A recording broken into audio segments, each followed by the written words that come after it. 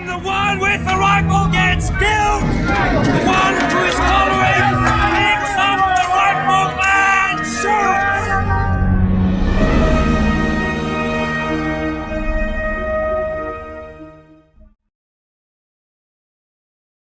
Welcome to the 8th episode of the Pick Up the Rifle and Shoot series, featuring my 1977 Romanian MD65.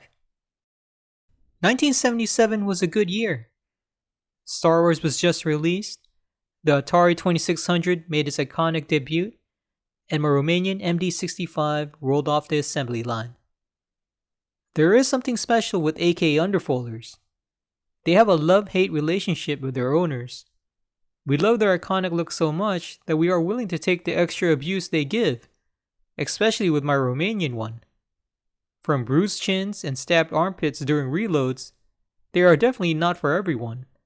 But hands down, and in my opinion, they are the best looking traditional AKs. So here she is, my 1977 Romanian MD65.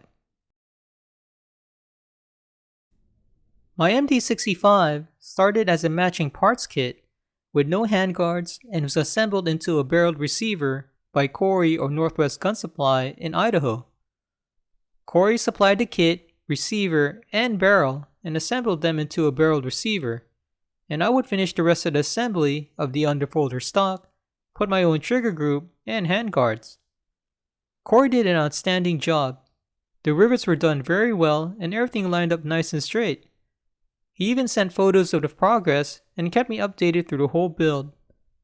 I highly recommend Northwest Gun Supply for all your AK builder needs, and I'll put their information down below. I'll go over her in more detail, but first I'll make sure she's all clear and do a quick function check.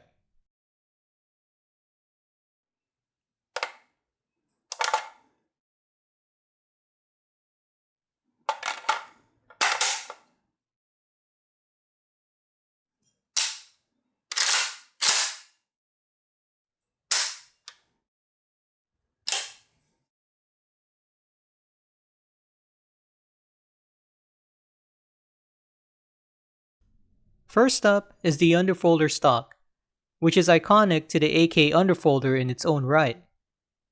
The twin bars extend to a steep angle, linked together with a U-shaped butt end that stabs you in the armpit during reloads, if you're not careful. Also, there is no cheek welds here. Your chin will be the point of impact. And yes, I did say impact, not contact, because it certainly feels like I get clocked on the jaw after each shooting session.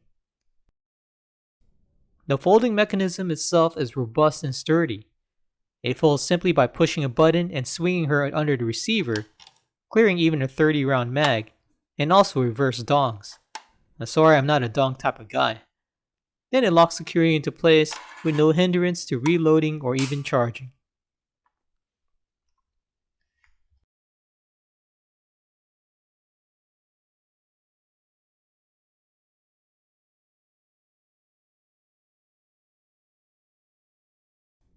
For the pistol grip, I used a standard Romanian Bakelite I got from AK Options, and for the trigger group, I used a Tabco G2 and installed it using a Power Custom extended trigger pins. Here's the front trunnion with the manufacture date of 1977 and the serial. The receiver is a Morrissey AAM-47RU underfolder, marked on the underside, along with NGS for Northwest Gun Supply in Nampa, Idaho as a builder.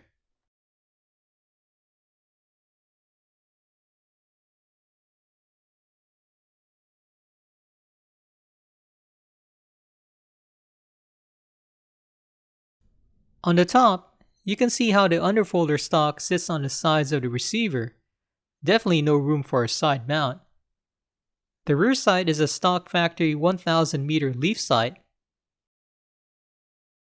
and the upper gas tube cover is a surplus Romanian purchased from Arms of America with the handpick option to match the lower and the grip. The lower handguard is a Romanian palm swell bought from Rifle Dynamics, which also has some cool trench art underneath.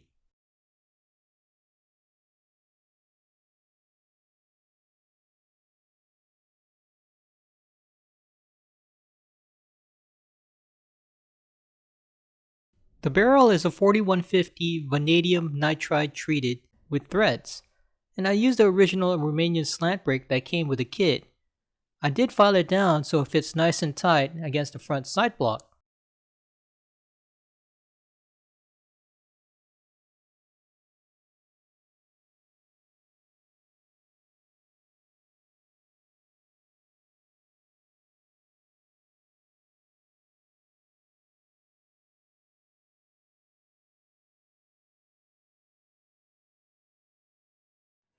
It's worth noting that the underfolder stock is easy to deploy and locks up nice and tight.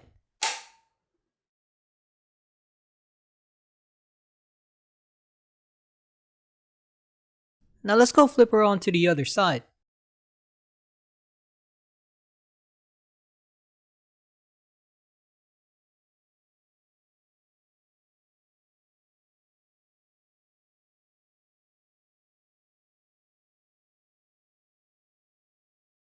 Here's another view of the stock. You can see how steep the angle is.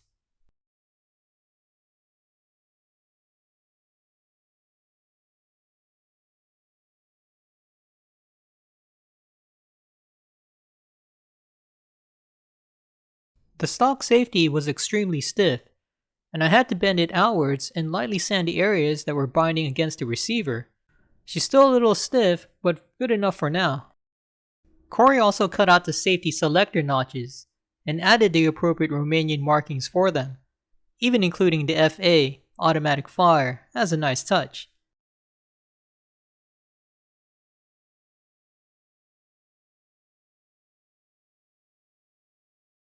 Overall, I am very happy with my 1977 Romanian MD65 kit build, especially having the freedom to finish the build from a barreled receiver.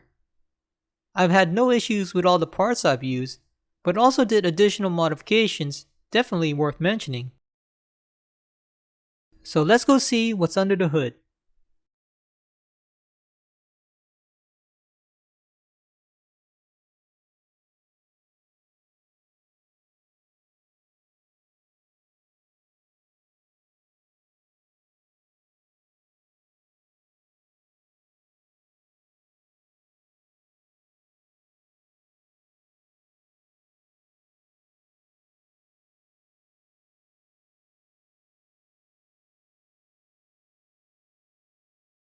Here, you can see the underfolder's mechanism. The cylinder inside holds a spring, secured by pins, and locks and unlocks with a push of a button. Next up is the Tapco G2 trigger group, which I rounded off the hammer with my Dremel, which smoothed out the action tremendously, as G2s are notorious for the bolt dragging. It also prevented further deformation of the bolt carrier's tail.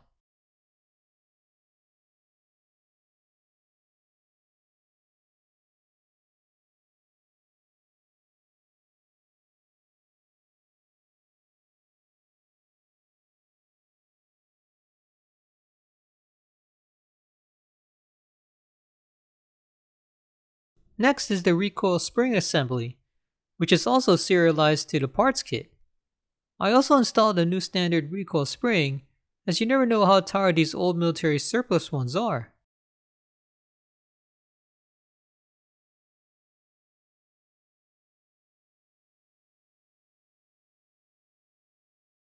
Next is the bolt carrier, which is from Palmetto State Armory's GF3AK. As you probably already know, I'm a big fan of the K&S adjustable gas piston, and I didn't want to ruin the stock bolt carrier and piston to install it. I already had good luck with the GF3 bolt carrier with my Wasser 10, so I bought another one for my MD65. Now the stock bolt carrier and piston are preserved as a matching kit.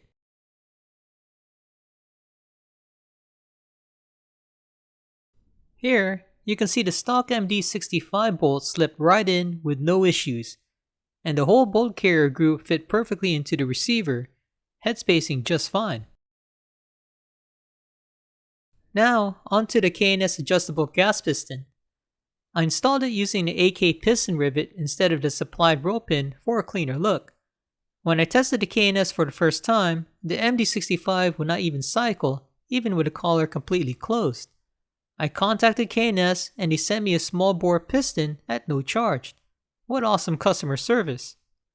Swapping the pistons was fairly simple and I was able to tune my MD65. Shells are now landing 8 to 10 feet at about a 2 PM pattern with recoil significantly reduced. You'll be able to see this in my 25 and 200 yard shooting videos except for the match footage, as I didn't have enough time to install it before then.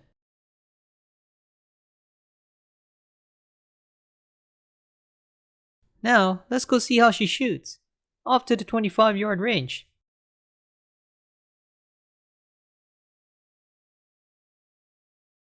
I zeroed my MD65 the same way as I do with my other AKs. Put the rear sight at 2 and adjust the front sight until all the rounds hit center mass, point of aim, point of impact at 25 yards. After adjusting the front sight and tuning the K&S gas piston to 12 clicks, I shot 3 rounds to confirm my zero. 2 rounds stacked right on top of each other and the last slightly to the left, but all 3 rounds are close enough to the center.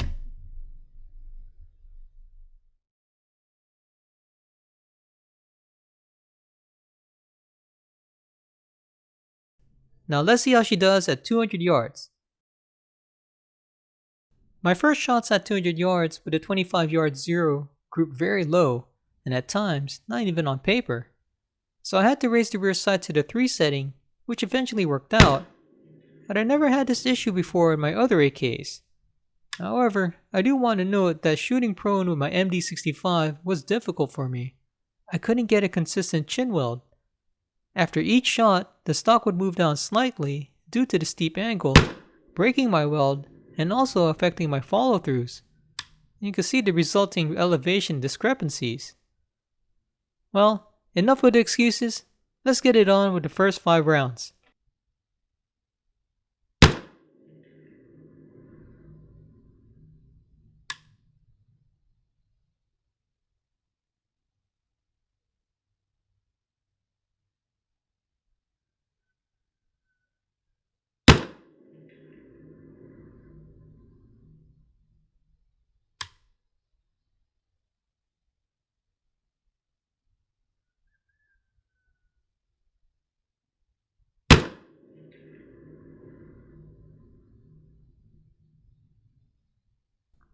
I went downrange to confirm what I saw in my spotting scope.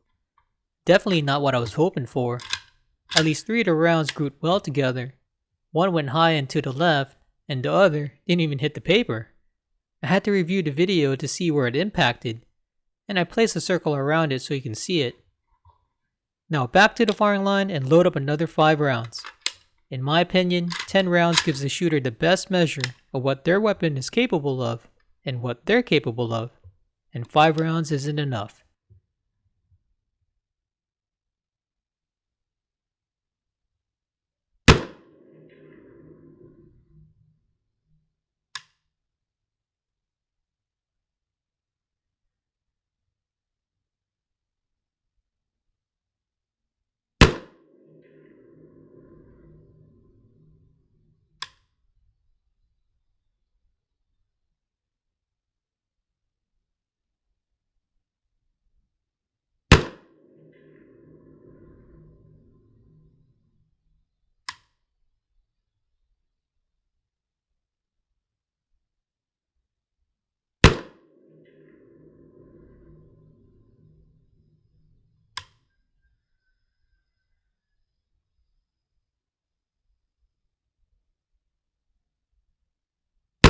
As you can see, 3 of the rounds hit somewhat in the same area from the first group, and with that data, I can conclude that my 1977 Romanian MD65 can do 4.8 MOA at 200 yards with the ammo that I'm using, Bernal 762 by 39 123 grain.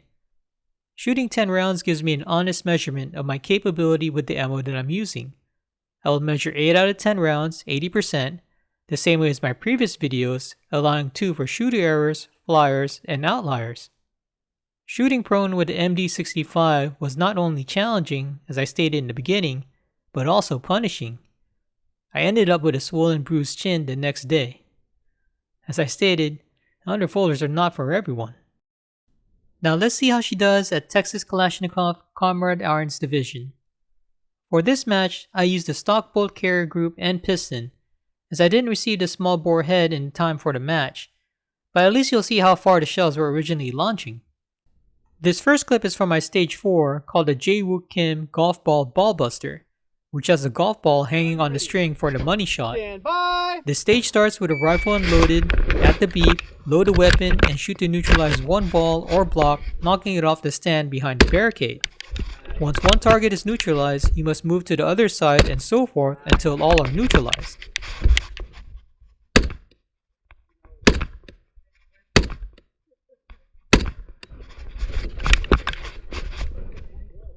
Then move to the double barricade and neutralize the hanging golf ball.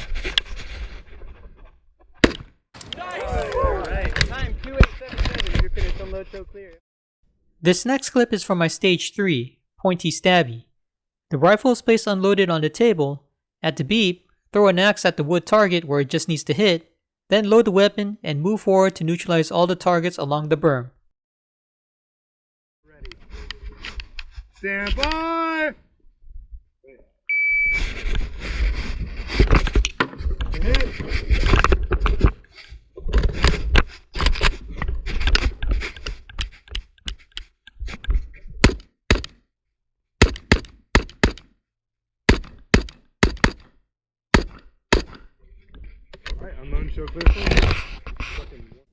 For the Comrade Arms Division Stage 4, I placed 4th out of 18 competitors at 28.77 seconds with no penalties. I was surprised how well my MD65 performed, especially being able to hit the golf ball on the first round, a really small target. For Stage 3, I placed 16th out of 18 competitors. My raw time was 17.66 seconds, but I had 2 penalties for failing to neutralize 2 cardboard targets. So there you have it, my 1977 Romanian MD65 kit build. Not only capable in shooting for groups, but also in a match with a lot of running and gunning. Special thanks to Corey at Northwest Gun Supply for my MD65, and thank you to K&S for the small bore piston. I'll definitely shoot her again at another match, and possibly at 200 yards. Till then, thanks for watching.